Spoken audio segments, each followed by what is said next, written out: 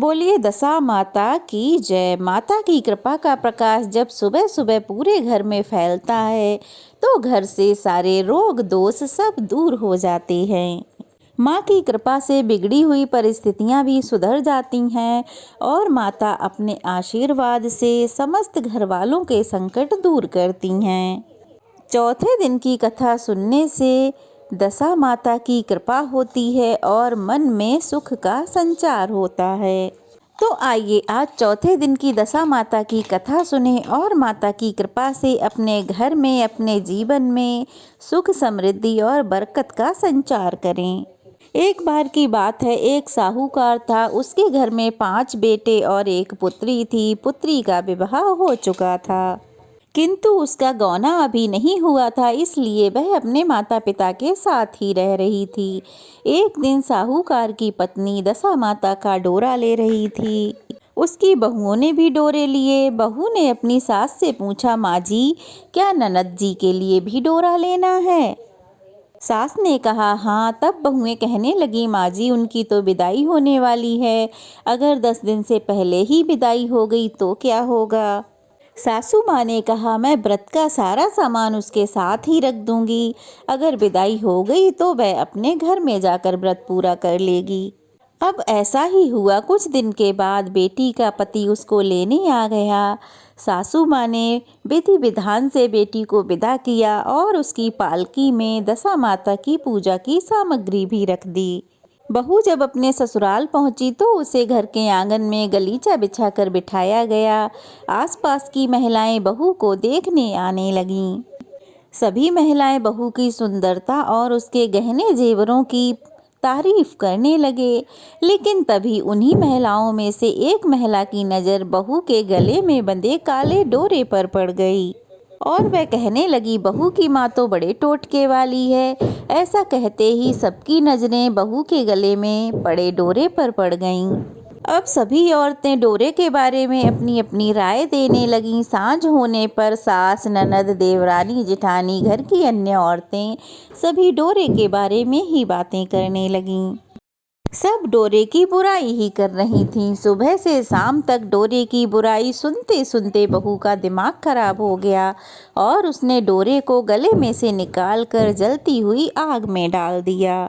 डोरे के आग में पड़ते ही सारे घर में आग लग गई। घर में रखा सारा सामान आग की भेंट चढ़ गया। घर के आदमी अपनी अपनी जान बचाकर भागने लगे। अब घर में केवल नई बहू और उसका पति रह गया था। बाकी सब घर से भाग गए थे। घर का सामान भी जल गया था। अब घर में न तो कुछ सामान बचा था, न खाने के लिए अन्न बचा था। इसलिए दोनों पति पत्नी काम ढूंढने के लिए दूसरे गांव चल दिए। चलते चलते वे दोनों उसी गांव में पहुंच गए जिस गांव की वह लड़की थी। लड़की ने कहा, तुम यहाँ भाड़ झोंको, मैं कोई दूसरा काम ढूंढती हूँ। उसका पति वहीं भाड़ झोंकने लगा और वह लड़की स्वयं कुएं पर जाकर बैठ गई। उस कुएं पर सारे गांव की स्त्रियां पानी भरने आया करती थीं। उसी समय उस लड़की की भाभियां कुएं पर पानी भरने आईं, किंतु उन्होंने अपनी ननद को नहीं पहचाना और उससे कहने लगी, तुम तो किसी भले घर की लड़की लगती हो, क्या कुछ काम काज करना चाहती हो? तब लड़की बोली, काम तो करूंगी किंतु छोटा काम नहीं करूंगी। तब उनकी भाभियां बोलीं, हमारी ननद अपने ससुराल चली गई है, इसलिए तुम हमारे बच्चों की देखभाल करती रहना और हमारे घर से सीधा लेकर अपना खाना बना लिया करना। लड़की इस बात के लिए तैयार हो गई। इसके बाद भाभियां अपने घर पर आईं और सास से कहने लगी, माँ जी, कुएं पर एक अनाथ लड़की बैठी है। वह हमारे घर की देखभाल करना चाहती है और हमारे बच्चों को संभालना चाहती है, तो क्या हम उसे अपने घर पर रख लें? तो सास ने कहा, हाँ, खुशी से रख लो, लेकिन आपस में झगड़ा मत करना।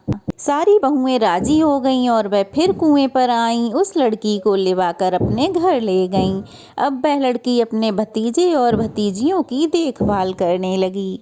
ऐसा चलता रहा। कुछ दिनों बाद दशा माता का डोरा लेने का दिन आया। सब बहुओं ने डोरा लिया तो बहुएं सास से कहने लगी, माँ जी, क्या इस लड़की के लिए भी डोरा लेना है? सास ने कहा, हाँ हाँ, ले लो। तब बहुओं ने कहा, माँ जी, इसी तरह आपने ननद जी के लिए भी डोरा लिया था, किंतु पूजा से पहले ही उनकी विदाई हो गई। अब आप इस लड़की को भी डोरा दिलाना चाहती हो, ये भी पूजा से पहले चली गई तो क्या होगा।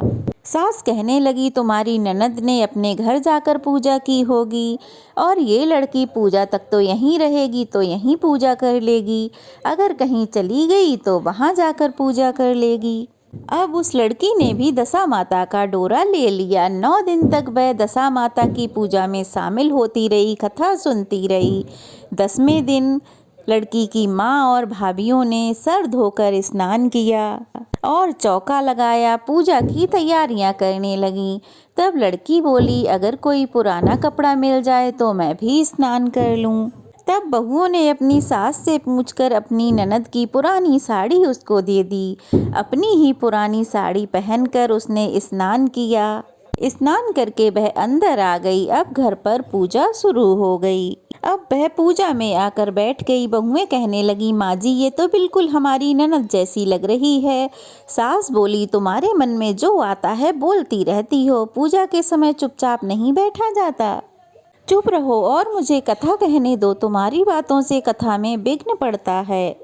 कथा के बाद सब स्त्रियों ने पारण किया, लड़की ने भी पारण किया। इसके बाद सारी स्त्रियां एक दूसरे का सर गूंथने लगीं।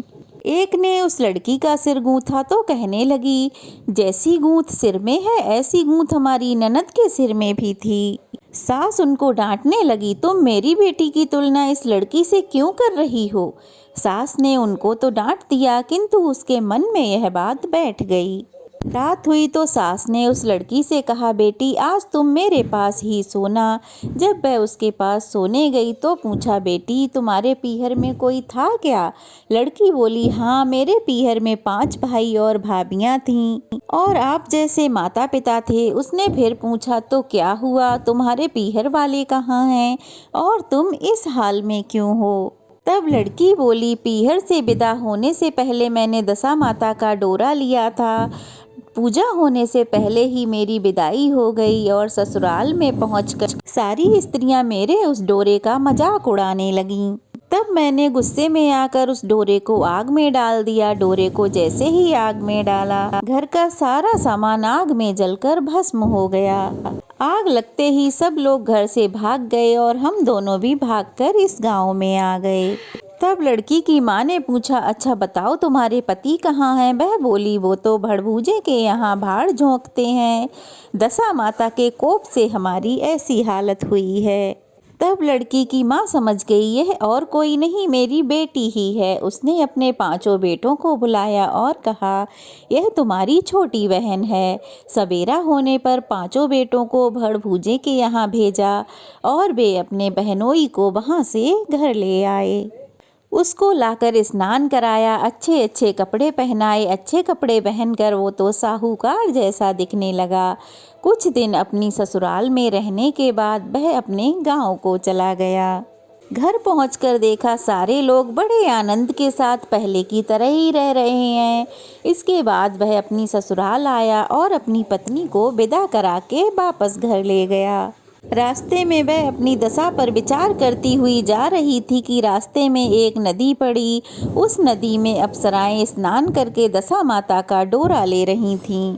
उस समय उनके पास एक डोरा बच गया था। उस समय वे अप्सराएं बोलीं, यदि इस डोली में कोई ऊंचे वर्ग की स्त्री हो तो उसे ये डोरा दे दें। जब उन्होंने डोली के पास जाकर पूछा तो वह डोरा उस लड़की को दे दिया।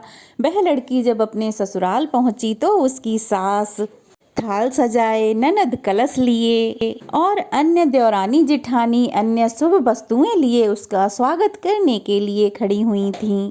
नेक दस्तूर होने के बाद लड़की को आसन पर बिठाया गया। आसन पर बैठने के बाद लड़की ने कहा, आपने पहली बार दशा माता के डोरे के लिए अपशब्द कहे थे, जिसका फल ये हुआ कि घर के सब लोग बिछुड़ गए और घर का सामान जलकर भस्म हो गया। बड़ी मुश्किल उठाने के बाद ये दिन आए हैं। अब आप में से कोई भी इस दशा माता के डोरे की निंदा मत करना। जब मेरा व्रत हो तब श्रद्धा पूर्वक सब पूजा करना। सबने खुशी खुशी उसकी बात मान ली। 9 दिन तक व्रत चलता रहा। 10वें दिन विधि पूर्वक उस डोरे की पूजा की गई, विधिवत सुहागनों को भोजन कराया गया, उनका श्रृंगार करके उनका आंचल भरा गया। इस प्रकार दशा माता का व्रत पूरा किया गया। जिस प्रकार दशा माता ने उस लड़की के दिन फेरे, वैसे ही दशा माता सबके दिन फेरना। सभी पर अच्छी दशा बनाए रखना, अपनी कृपा बनाए रखना। प्रेम से बोलो दशा माता की जय।